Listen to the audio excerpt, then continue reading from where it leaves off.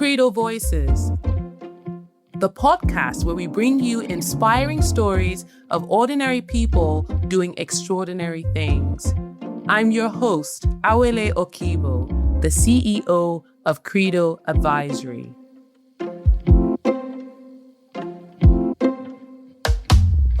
The global fashion industry is often criticized for its environmental footprint. According to the United Nations Environment Programme, the sector accounts for between 2% and 8% of global greenhouse gas emissions. But what happens when clothing becomes a vehicle for climate resilience and women's economic independence? On this episode of Credo Voices, we journey to Gilgit-Baltistan in Pakistan to meet Atia Hussain. Atia is a celebrated change maker and the visionary founder of Eco Artisan, a social enterprise bridging the gap between ecological sustainability and gender empowerment.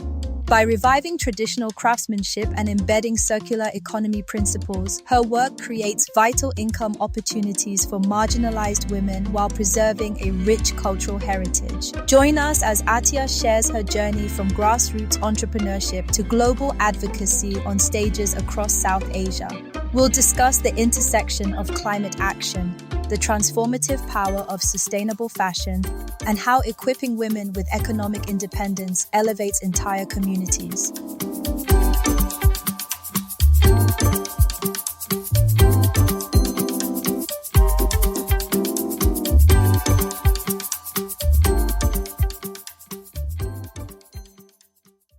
Welcome, Atia. Welcome to Credo Voices. We're excited to hear all about the incredible work that you're doing with your organization. Please introduce yourself to our audience. Thank you so much for inviting me. I am Atia Hussain. I'm from Pakistan. I'm the founder and CEO of Eco Artisan. At Eco Artisan, we empower the flood-affected women of Gilgit-Baltistan. In Gilgit-Baltistan, women have a lot of skills, but they do not have any opportunity to showcase their skills to any national or international platform.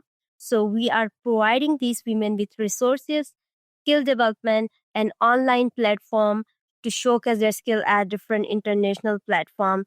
As we have trained 12 to 15 women in entrepreneurship where they're able to sell their product as well as they get to know about the modern requirement in the textile industry. That's so interesting, Atia. So can you tell me, how did you begin? How did you start this initiative? Why sustainable fashion? Yeah, actually, when I was in my university time, there was an entrepreneurship challenge held in our university. So I participated in that challenge. So I don't know about entrepreneurship at that time. I just give the idea about it. I want to empower the women of Gilgit-Baltistan.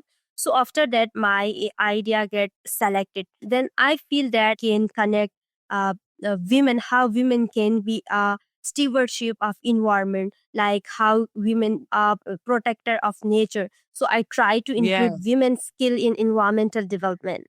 I love that. So let me paint a picture. So let's say I live in Pakistan and I have an incredible gift. I know how to weave, let's say, beautiful cashmere shawls. And, I have beautiful samples in my home.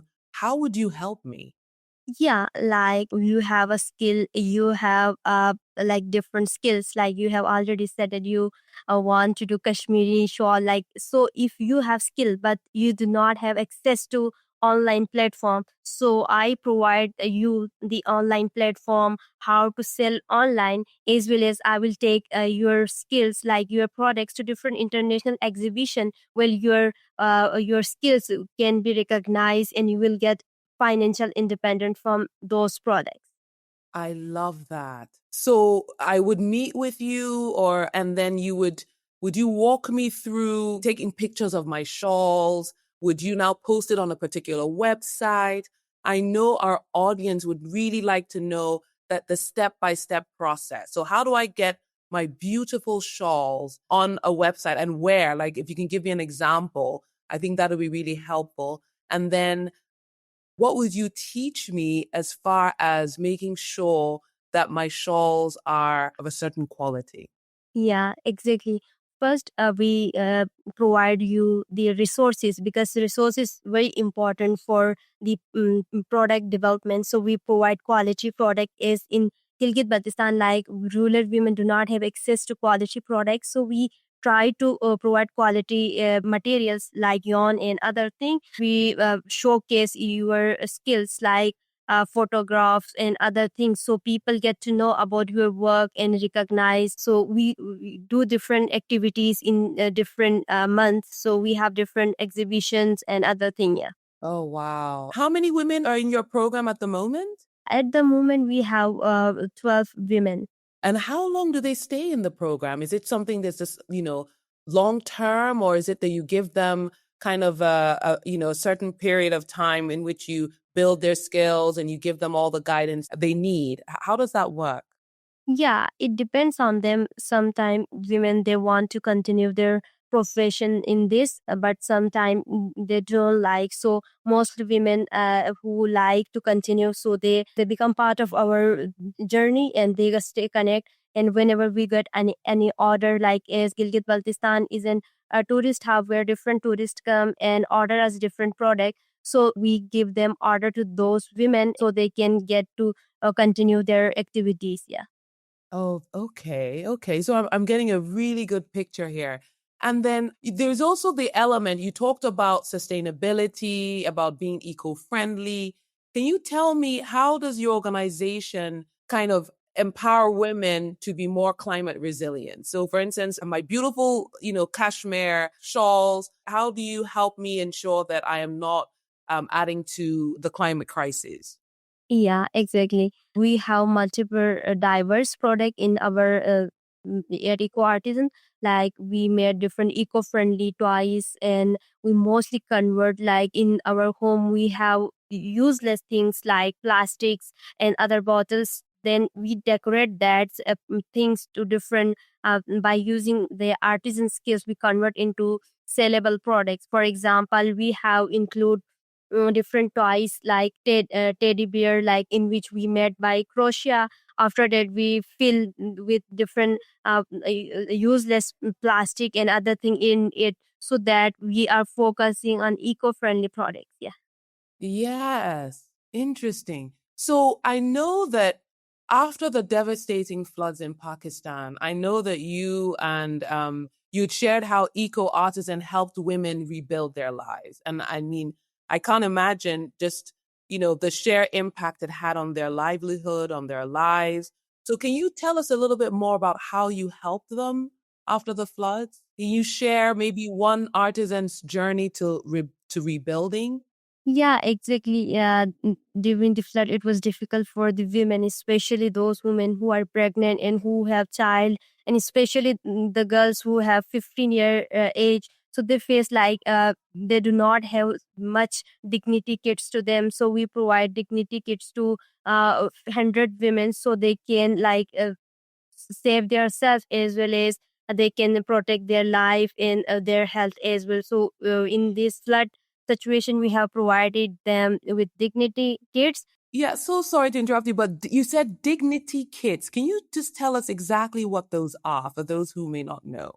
Yeah, dignity kits are the kits that are essential for the women's, like during the periods, like she Exactly. yeah need to do things. So that we have included dignity kits with soap and medicine in that, so that women who are facing different challenges like health issues, so they can get benefit from our things. Yeah, our health.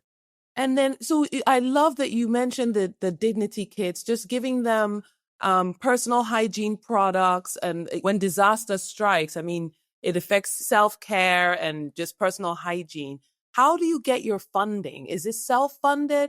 How do you raise money to purchase all the items that you would put in the dignity kits? Yeah, exactly. It's too difficult. Like, as I'm very new on this journey, so it was difficult for me. But I am very passionate about my mission and vision. So, like, I am looking forward for like those people who are supporting people in such crisis. So, I mostly search on Instagram and other social media, that how people are supporting. So I reach out to different organization, and I message them and then contact them that I need such a support from your side. So they support me because I have already started my journey. So they funded to get these products. Yeah. Thanks for sharing that. Yes, I mean, Atia, running a mission-driven social enterprise is not easy. I can imagine even just getting people, to support you, partners. How large is your team, and how are you able to get people to volunteer? How are you able to motivate people to join you in this incredible mission?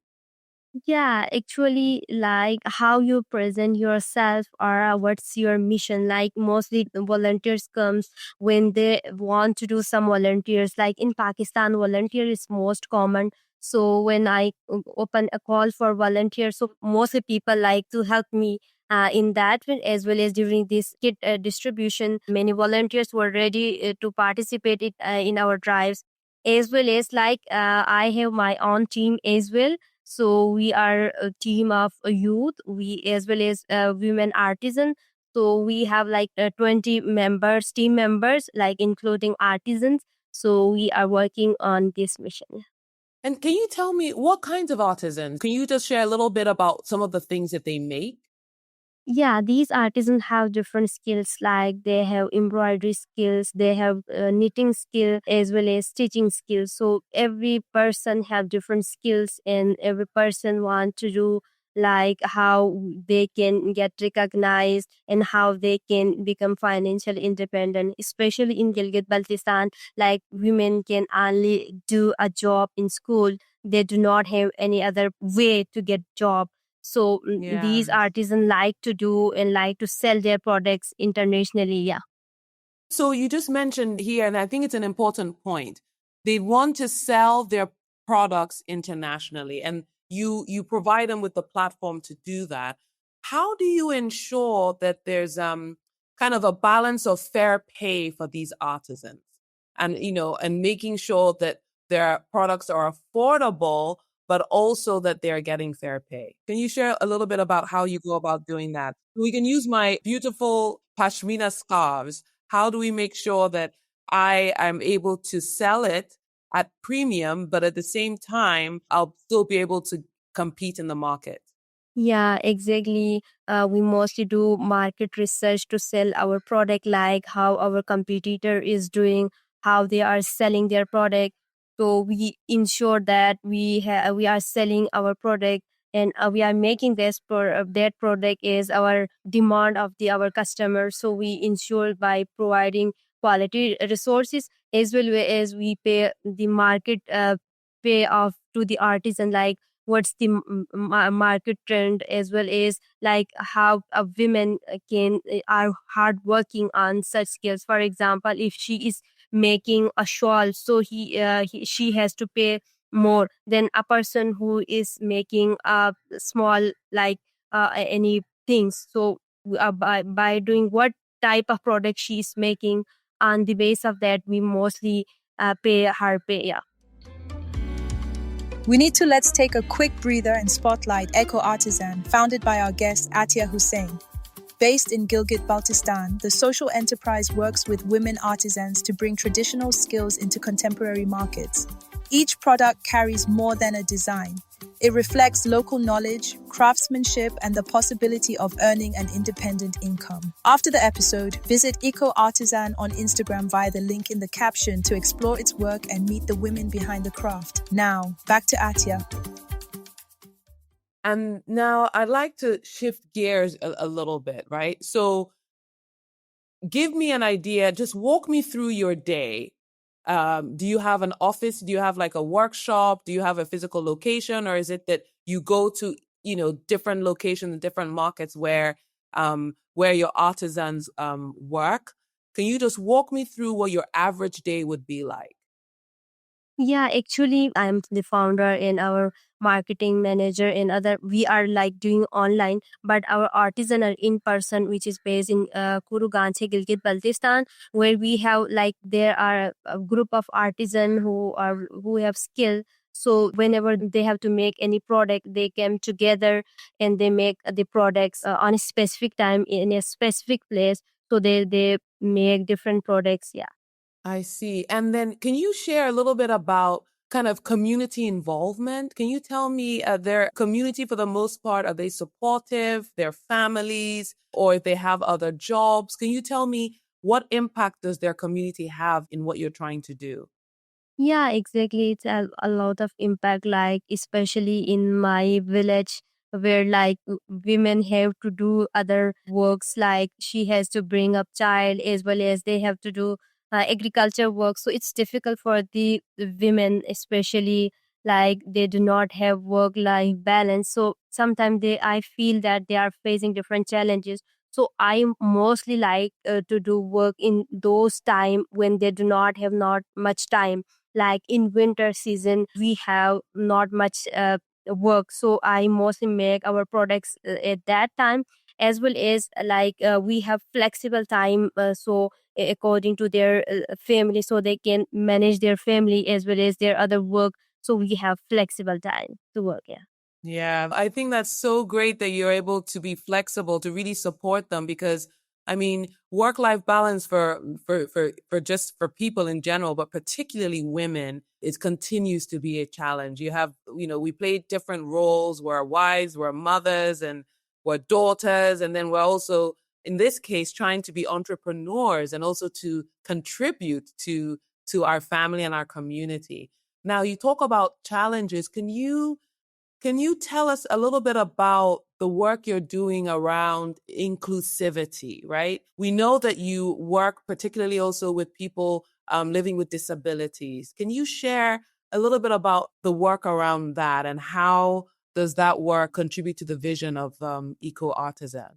Yeah, exactly. Our mission is also to include, to make our organization inclusive for every women, either he is male or female or disabled. So we provide a supportive environment. Like for example, if a woman cannot walk, so we provide an opportunity to make these products at her home, because this is on the hand. It do not need any other thing. So we also provide those women and those people who want to do things at their home. Like sometime our artisan who can't come to this or specific place we have designated for the artisan, so they can do their task at their home. So as well as we are including male in our initiatives, like we have our awareness sessions, including like we just arranging a session on advancing gender equality in our villages. So where we mostly try to include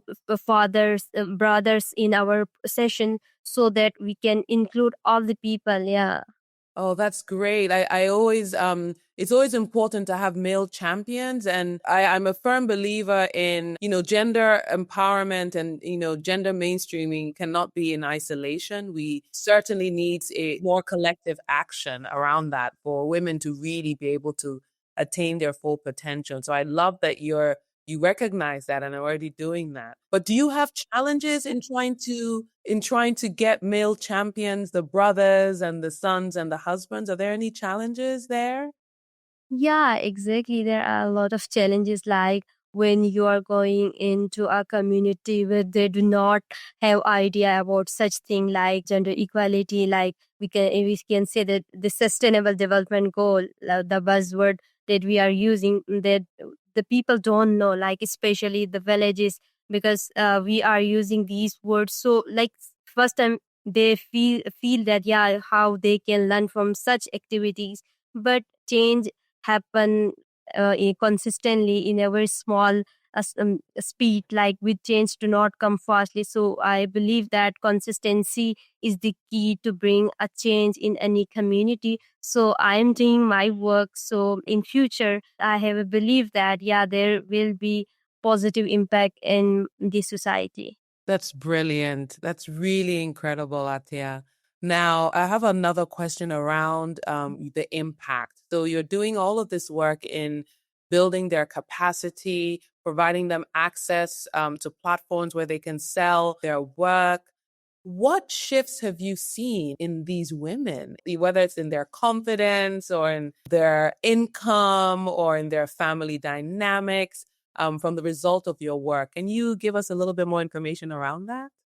Yeah, I have seen that like women are more participating in such activities because mostly they do not get the opportunity to like bring to get a space where they can talk, where they can share their issues. So I'm providing them a platform so they feel confident, as well as many other members, like especially male. Yeah, they want to empower their sisters, their daughter, and their wives. So I feel that, yeah, when we do thing in a good way, so people like to turn on our idea and appreciate us. So yeah, there are a good response from our community because I am raising the voice of those communities, especially in Gilgit-Baltistan.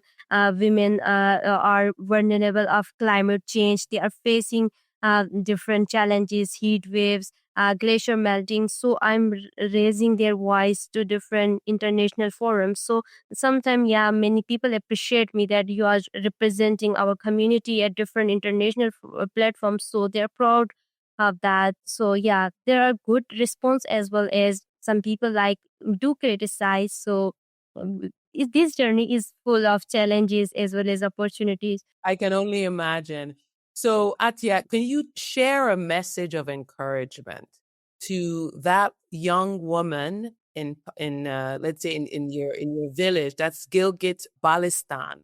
Can you share a message that encourages her to use her skills and to stay the course and to continue to move forward in trying to gain her economic empowerment? Can you share something, what a message, just based on your work and your experience? Yeah, I believe that the world is changing and we need skills, not like degrees, not any other things. So the artisan have already, they have their uh, generational skill. Yeah, I can say like artisan have their generational skill that are transferred from their forefathers, from their parents to them. So they should protect their self, and in the fast moving where they should use their skills to become independent and become the stewardship of climate change. So by using the traditional skills of this artisan, we can make the world a better place for everyone, either women, either disabled, every person. So I believe that by doing so, we can play an important role in our society and make that women financially independent. So as a woman, we should be believe in ourselves. Yeah, challenges are the part of this process. So we should be consistent and focus on our mission and vision so we can make a better place for everyone. Atia, that was so well said. And I can tell it's very heartfelt. Thank you. Thank you for all that you're doing. The world is seeing you and we see you. Thank you so much, Atia. Thank you so much. And I look forward to checking back in on you later on to see that you have more women artisans and you're able to raise more money and continue to provide needed support to them. Thank you. Thank you so much for inviting me, and you're a part. You are doing a lot of good work. Like you are reach out to me. I'm so thankful for you that I got this opportunity to speak. Thank you so much. I'm looking forward to do more work with you. Thank you. You're very welcome, Atia. Driving sustainable development requires innovative thinking, and as Atia Hussain proves, it also requires deep respect for local heritage. Her work with Eco Artisan is a brilliant example of how social entrepreneurship can simultaneously tackle climate change, preserve cultural traditions, and uplift marginalized women. It reminds us that innovation does not always mean leaving tradition behind. Sometimes it begins by recognizing the value that already exists within a community and creating new ways for it to thrive. By proving that ethical fashion can be a catalyst for economic independence, Atia reminds us that true sustainability goes far beyond the materials we use. It is fundamentally about the communities we empower and what we produce, and whose knowledge is carried forward. If Atia's vision for a more sustainable, equitable world inspired you, please share this episode with your network. Don't forget to subscribe to Credo Voices for more conversations with global leaders who are stitching together a better future for us all. Thank you for listening. Until next time, stay curious and keep believing in the power of your voice. This is Awele Okibo, signing off for Credo Voices.